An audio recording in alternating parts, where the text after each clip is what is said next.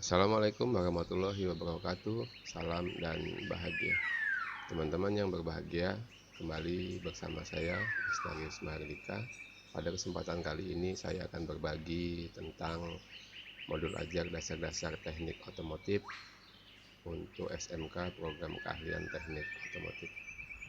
Bagaimana teman-teman kabarnya hari ini? Mudah-mudahan selalu baik, selalu bahagia, dan selalu dalam lindungan Tuhan Yang Maha Esa. Baik teman-teman, pada kesempatan kali ini ada beberapa hal yang ingin saya bagi yang berkenaan dengan modul ajar untuk mata pelajaran dasar-dasar teknik otomotif. Yang pertama kita akan membahas tentang apa itu modul ajar, kemudian komponen-komponennya apa saja, dan tentu saja nanti ada contoh modul ajar dasar-dasar teknik otomotif secara sederhana dan singkat. Baik, teman-teman sekalian, yang pertama, modul ajar itu apa sih? Modul ajar itu merupakan salah satu bentuk perangkat ajar yang digunakan oleh guru untuk melaksanakan pembelajaran dalam upayanya untuk mencapai profil pelajar Pancasila dan capaian pembelajaran. Modul ajar merupakan penjabaran dari alur tujuan pembelajaran dan disusun sesuai dengan fase atau tahap perkembangan murid. Mengenai alur tujuan pembelajaran nanti akan saya bagi dalam video tersendiri. Mudah-mudahan nanti apa yang saya bagi pada kesempatan kali ini bisa bermanfaat untuk teman-teman semua.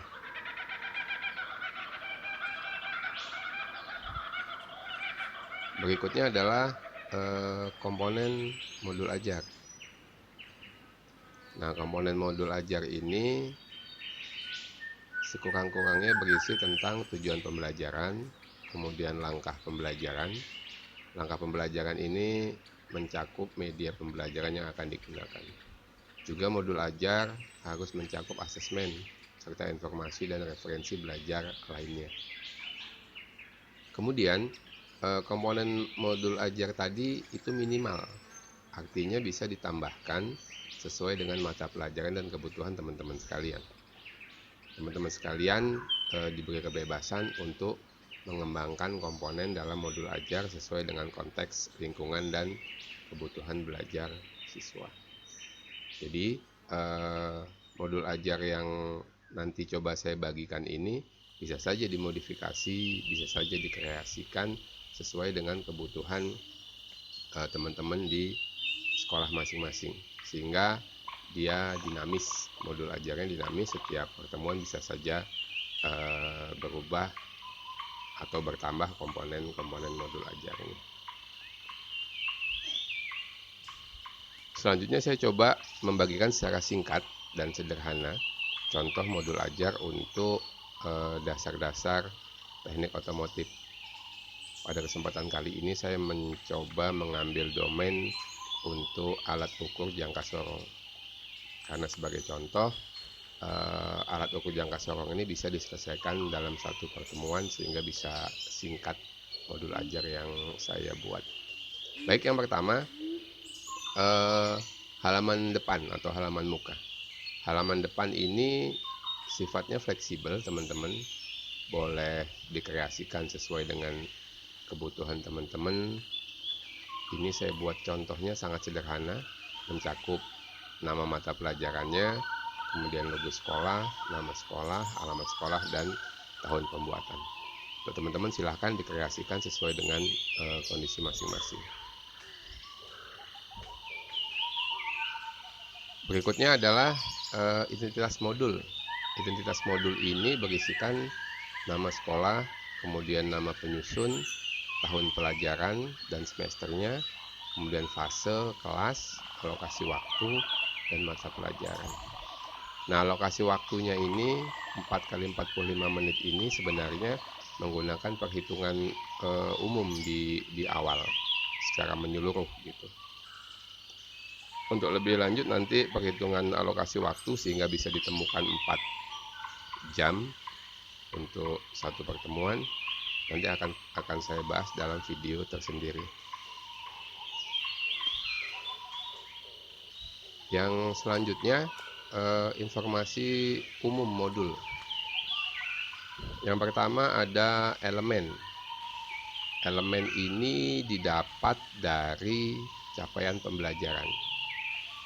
Elemen yang saya ambil pada kesempatan ini yaitu teknik dasar pemeliharaan dan perbaikan yang terkait dengan seluruh proses bidang otomotif. Nah, elemen ini bisa teman-teman lihat pada capaian pembelajaran. Kemudian capaian pembelajarannya pada akhir fase E ini, peserta didik mampu memahami teknik dasar di bidang otomotif melalui pengenalan dan praktik singkat penggunaan alat ukur, pemeliharaannya, perbaikan, pembentukan bodi kendaraan, perakitan, serta pengenalan alat berat, dump truck, dan sejenisnya. Capaian pembelajaran ini teman-teman bisa lihat pada platform Merdeka Mengajar ada, kemudian sumber di gurukemendikbud.co.id. Kemudian deskripsi umum kegiatan. Nah, deskripsi umum kegiatan ini saya cantumkan sintak dari model pembelajaran yang saya gunakan. Di sini saya menggunakan model pembelajaran Discovery Learning.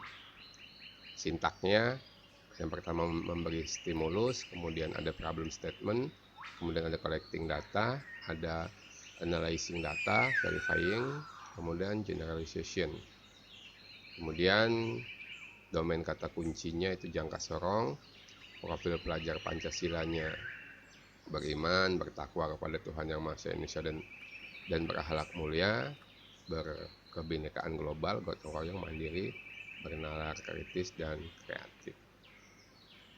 Kemudian metode pembelajarannya saya menggunakan tanya jawab, diskusi, praktek, dan di akhir pembelajaran melakukan refleksi. Mode pembelajarannya tatap muka, kemudian pendekatan pembelajarannya saintifik. Selanjutnya masih lanjutan tentang informasi modul. Untuk materi ajar, alat dan bahan serta sarana dan prasarana, itu yang pertama jangka sorong, kemudian objek atau komponen yang diukur, video tentang jangka sorong, buku-buku penunjang, job sheet, kemudian juga browsing bisa menggunakan google.com, laptop, kertas, dan alat tulis. Kemudian juga ada laptop, LCD, proyektor, jaringan internet, dan telepon. Selanjutnya adalah kompetensi awal. Nah, kompetensi awal ini didapat dari proses asesmen diagnostik yang dilakukan di awal. Sehingga dalam hal ini saya mendapati ada 3 kelompok siswa-siswa saya yang saya kategorikan dengan istilah level 1, level 2, dan level 3. Untuk istilah ini teman-teman bisa menggunakan kata yang lain. Saya lebih mudah memahami ketika saya menggunakan istilah level 1, level 2, dan level 3. Jadi pada kompetensi awal, kondisi pengetahuan kompetensi awal sebelum siswa-siswa saya melakukan pembelajaran, melaksanakan pembelajaran tentang materi ini. Ada kelompok level 1 yang hanya memahami fungsi jangka sorong saja. Kemudian ada kelompok level 2 yang sudah memahami fungsi jangka sorong ditambah memahami juga bagian-bagian jangka sorong. Kemudian ada kelompok level 3 yang selain memahami fungsi jangka sorong, memahami bagian-bagiannya, juga sudah memahami konversi satuan pada jangka sorong. Ini didapati dari hasil asesmen diagnostik kognitif yang saya lakukan di awal pembelajaran. Untuk lebih lanjut nanti asesmen diagnostik akan saya bagikan dalam video tersendiri. Kemudian berdasarkan kompetensi awal itu, saya mempunyai target pencapaian untuk peserta didik setelah selesai melaksanakan pembelajaran materi ini. untuk level 1, ini saya kategorikan peserta didik yang agak mengalami kesulitan karena hanya mampu menggunakan salah satu saja cara belajar. Untuk level 1 ini nanti setelah selesai targetnya adalah mereka mampu menggunakan jangka sorong untuk melakukan pengukuran diameter dalam, diameter luar, dan kedalaman. Kemudian untuk yang kelompok level 2 setelah selesai nanti, ini siswa-siswa yang standar, yang reguler, nanti mereka akan mampu menggunakan jangka sorong untuk melakukan pengukuran diameter dalam, diameter luar, dan kedalaman, serta mampu melakukan perawatan alat ukur jangka sorong. Kemudian yang berikutnya kelompok yang mempunyai pencapaian tertinggi yang saya kelompokkan dengan dalam level 3, selain mampu menggunakan jangka sorong untuk pengukuran diameter dalam, luar, dan kedalaman, juga mereka mampu melakukan perawatan dan mereka mampu untuk melakukan komparasi terhadap hasil pengukuran yang menggunakan alat ukur lain. Jadi inilah bentuk diferensiasi dari pembelajaran pada materi ini. Selanjutnya teman-teman kita lanjut ke komponen inti modulnya. Pada komponen inti modul ini yang pertama adalah tujuan pembelajaran. Dalam kesempatan ini karena hanya satu pertemuan, saya hanya menetapkan satu tujuan pembelajaran, yaitu peserta didik dapat melakukan praktik singkat menggunakan alat ukur jangka sorong. Untuk teman-teman nanti yang membuat modul ajar yang lebih dari satu pertemuan, bisa saja membuat tujuan pembelajarannya lebih dari satu. Kemudian cara pembuatan tujuan pembelajaran agar memenuhi kaidah-kaidahnya nanti akan saya bagikan dalam video tersendiri. Yang berikutnya adalah pemahaman bermakna. Pemahaman bermakna yang saya buat adalah melalui pengenalan dan praktik singkat penggunaan alat ukur jangka sorong ini diharapkan tercipta hasil kerja yang baik, presisi, dan sesuai SOP. Nah, pemahaman bermakna ini saya buat agar saya akan menggiring siswa untuk mengetahui dan memahami tujuan mereka mempelajari materi ini. Harapannya setelah nanti mereka memahami tujuan mengapa harus belajar materi ini, akan tumbuh motivasi intrinsik di dalam diri mereka. Sehingga nanti belajarnya akan lebih termotivasi, akan lebih semangat, akan lebih mudah mencapai kompetensi yang diharapkan. Selanjutnya, pertanyaan bermakna ini akan saya turunkan menjadi pertanyaan pemantik. Pertanyaan pemantik ini merupakan hal-hal yang penting yang nanti akan menstimulus siswa dalam melakukan proses pembelajaran.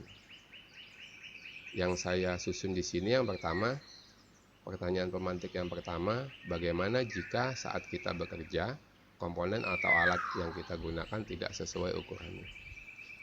Kemudian pertanyaan kedua, bagaimana hubungan kondisi komponen atau alat yang tidak sesuai ukurannya dengan hasil pekerjaan kita? Yang terakhir, mengapa kita harus memastikan ukuran komponen atau alat harus presisi saat kita bekerja? Kemudian berikutnya pengaturan siswa. Siswa dalam hal ini saya bagi menjadi 3 kelompok dengan 3 anggota heterogen secara kemampuan. Jadi dicampur level 1, level 2, dan level 3. Setiap kelompok di dalamnya terdiri dari siswa-siswa dalam kategori level 1, level 2, dan level 3. Yang selanjutnya jenis asesmen, saya menggunakan asesmen formatif. Yang pertama sikap, pengetahuan, dan keterampilan. Untuk penilaian sikap, saya menggunakan penilaian antar teman. Untuk pengetahuan menggunakan pilihan ganda. Kemudian untuk keterampilan menggunakan praktik singkat. Yang selanjutnya hal-hal yang saya lakukan sebagai persiapan pembelajaran. Yang pertama, menyiapkan materi pembelajaran dalam bentuk paparan atau bahan tayang atau buku paket. mengenai alat ukur jangka sorong. Kemudian menyiapkan panduan praktek, menyiapkan alat dan bahan praktek, yang terakhir menyiapkan asesmen.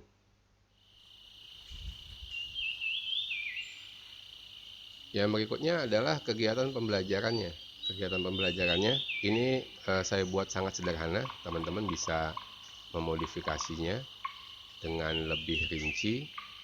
Yang penting menampilkan alur aktivitas belajar sehingga terbaca bagaimana proses pembelajaran di kelasnya terjadi dari awal hingga akhir.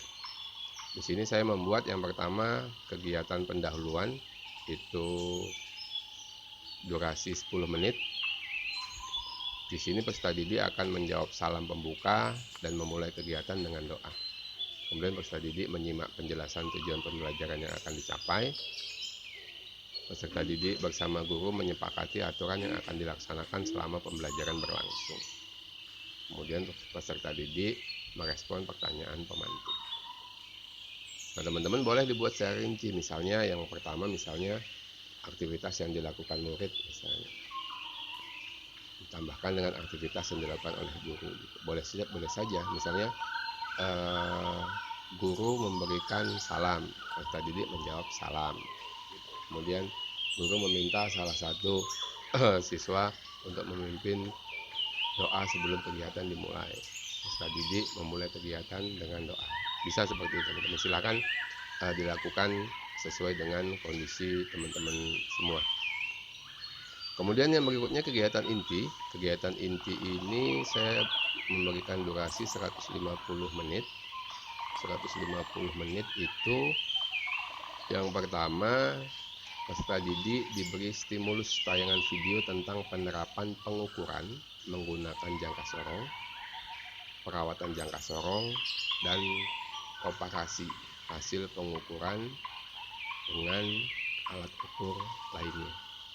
Yang kedua, peserta didik dalam kelompok heterogen yang terdiri dari level 1, level 2, dan level 3 membuat pertanyaan terkait isi video. Kemudian peserta didik dalam kelompok mengumpulkan jawaban dari pertanyaan yang dibuat. Selanjutnya setelah mengumpulkan, peserta didik akan mengolah jawaban yang disandingkan dengan sumber bahan ajar. Setelah membuat pertanyaan, mengumpulkan jawaban, kemudian mengolah jawaban yang disandingkan dengan sumber belajar, peserta didik nanti membuktikan hasil jawaban sesuai dengan teori penerapan pengukuran menggunakan jangka sorong. Kemudian juga membuktikan perawatan jangka sorong dan komparasi hasil pengukuran dengan alat ukur lainnya yang diperoleh dari sumber belajar.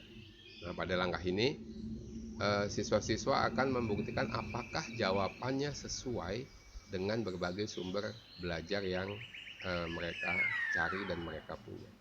Yang terakhir, peserta didik melaksanakan praktik pengukuran menggunakan jangka sorong, melaksanakan praktik perawatan jangka sorong, dan melaksanakan praktik komparasi hasil pengukuran dengan alat ukur lainnya.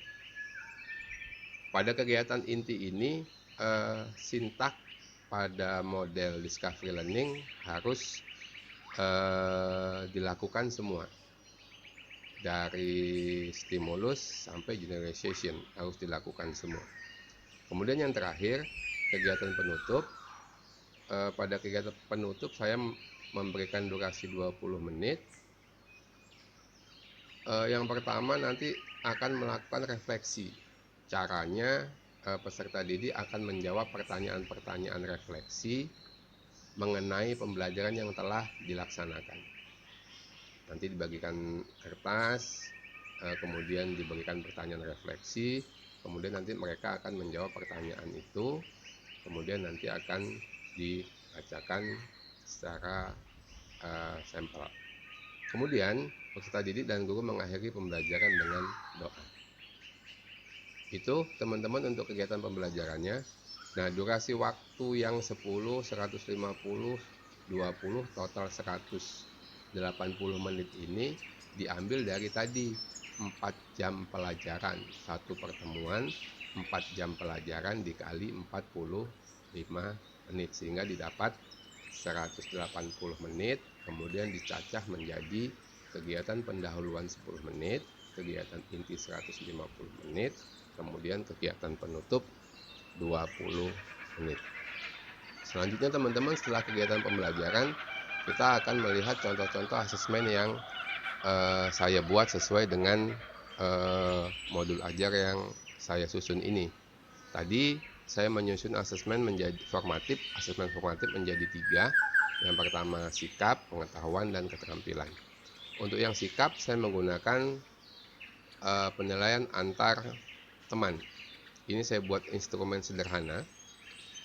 Teman-teman bisa mengembangkan sendiri tentu saja dengan pernyataan-pernyataan yang sesuai dengan kondisi teman-teman yang ingin teman-teman nilai pada peserta didik.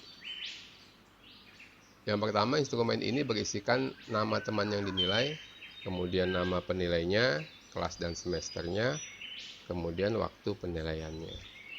Tabelnya hanya berisi nomor, pernyataan, ya, dan tidak. Misalnya, pernyataan pertama, berusaha belajar dengan sungguh-sungguh. Maka tinggal dicek saja, iya atau tidak. Begitu juga mengikuti pembelajaran dengan penuh perhatian, mengerjakan tugas yang diberikan guru tepat waktu, mengajukan pertanyaan jika ada yang tidak dipahami, berperan aktif dalam kelompok, menyerahkan tugas tepat waktu, selalu membuat catatan hal-hal yang dianggap baik, menguasai dan dapat mengikuti kegiatan pembelajaran praktik dengan baik, menghormati dan menghargai teman dan guru gitu misalnya. Teman-teman bisa ubah ini sesuai dengan teman-teman mau menilai apa pada ranah sikap pada diri peserta didik teman-teman. Kemudian ada keterangan di sini bahwa penilaian antar teman ini digunakan untuk mencocokkan persepsi diri peserta didik dengan persepsi temannya serta kenyataan yang ada. Kemudian hasil penilaian antar teman ini bisa juga digunakan sebagai dasar kita, guru, untuk melakukan bimbingan dan motivasi lebih lanjut. Kemudian untuk scoringnya, iya itu diberi nilai 1, kemudian tidak itu diberi nilai 0. Kemudian nilainya skor perolehan dibagi skor maksimum dikali 100. Itu yang untuk asesmen sikap. Kemudian berikutnya untuk yang pengetahuan. Untuk yang pengetahuan, saya menggunakan tes tertulis, menggunakan bentuk soal pilihan ganda. Jumlahnya sesuaikan saja. Saya sini ngambil 5, tapi yang saya tampilkan hanya 2. Tabelnya berisikan nomor, tujuan pembelajaran, materi, indikator butir soal, kemudian soalnya dan jawabannya. Misalnya pada modul ajar ini tujuan pembelajarannya adalah peserta didik dapat melakukan praktik singkat menggunakan alat ukur jangka sorong. Kemudian materinya tentang alat ukur jangka sorong, bagian-bagiannya, perawatannya, kemudian pembacaan hasil pengukurannya dan komparasinya bagaimana dengan hasil pengukuran alat ukur lainnya. Kemudian indikator soalnya, indikator butir soalnya itu ketika disajikan permasalahan, siswa dapat menggunakan konsep dan praktik kerja sesuai SOP. Konsep-konsep tentang jangka sorong, praktek kerjanya sesuai SOP. Kemudian soal. Nah, soal pilihan ganda teman-teman karena tadi kita bagi menjadi 3 level, level 1, level 2, dan level 3. Teman-teman bisa juga membuat soal ini level 1, level 2, level 3 untuk tingkat kesulitannya. Misalnya ini saya ambil 2 saja. Contoh 2 saja yang tingkat kesulitannya berbeda. Yang pertama, penggunaan jangka sorong berikut yang paling tepat berdasarkan nilai ketelitiannya adalah pada pengukuran. Misalnya. Ini pertanyaannya mudah. Jawabannya B. Kemudian yang kedua, pertanyaan lebih sulit. Suatu jangka sorong dengan ketelitian 0,05 mm menampilkan data pengukuran sebagai berikut. Angka 0 skala Verniernya tepat segaris dengan angka 1 skala utama.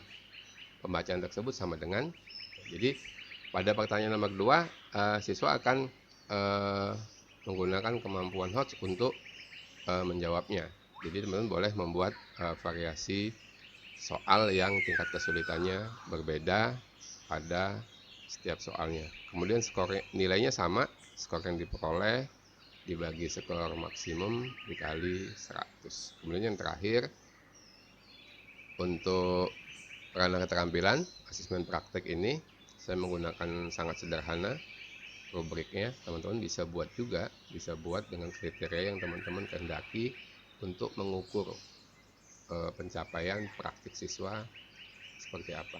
Di sini saya ambil contoh menggunakan 4 kriteria. Yang pertama, melakukan kalibrasi sebelum melakukan pengukuran, kemudian melaksanakan pengukuran sesuai SOP, melaksanakan pembacaan hasil pengukuran dengan benar, membersihkan dan menyimpan jangka sorong sesuai SOP. Nah, teman-teman boleh menambah ini, boleh kemudian membuat kriteria yang lebih rinci, seperti misalnya persiapan, pelaksanaan, hasil praktek, silahkan saja. Saya membuat ini sebagai contoh saja. Kemudian cara menilainya, scoringnya, jika melaksanakan diberi nilai 1, jika tidak diberi nilai 0. Nilainya skor yang diperoleh dibagi skor maksimal dikali 100. Selanjutnya teman-teman, bagian pengayaan dan remedial. Pengayaan dan remedial ini bisa dilaksanakan dengan ketentuan-ketentuan menurut saya sebagai berikut. Yang pertama, pengayaan itu diberikan untuk menambah wawasan peserta didik mengenai materi pembelajaran yang dapat diberikan kepada peserta didik yang telah tuntas mencapai tujuan pembelajaran dan dapat mengembangkan potensi. Kemudian pengayaan dapat ditagihkan atau tidak ditagihkan sesuai kesepakatan dengan peserta didik. Artinya boleh dikumpul, boleh tidak, lihat kesepakatannya, tapi harus dipastikan bahwa pengayaan ini berdasarkan hasil analisis penilaian peserta didik yang sudah mencapai ketuntasan belajar. Kemudian diberi kegiatan pembelajaran pengayaan untuk perluasan atau pendalaman materi. Yang selanjutnya ada remedial. Remedial ini untuk peserta didik yang capaiannya belum tuntas. Jadi diberikan kepada peserta didik yang capaiannya belum tuntas. Caranya bisa guru memberikan tugas kepada peserta didik yang belum tuntas dalam bentuk pembelajaran ulang, bimbingan perorangan, belajar kelompok, pemanfaatan tutor sebaya, sesuai hasil analisis penilaian. Jadi remedial itu merupakan kegiatan yang diberikan untuk siswa yang capaiannya belum tuntas, yang caranya bisa dengan pembelajaran ulang, bimbingan individu, belajar kelompok, pemanfaatan tutor sebaya, dan syaratnya harus melalui analisis. Pembelajaran ulang yang diberikan tidak semua diberikan, tapi poin-poin yang dia belum tuntas saja. Selanjutnya bagian yang terakhir pada modul ajar adalah lampiran.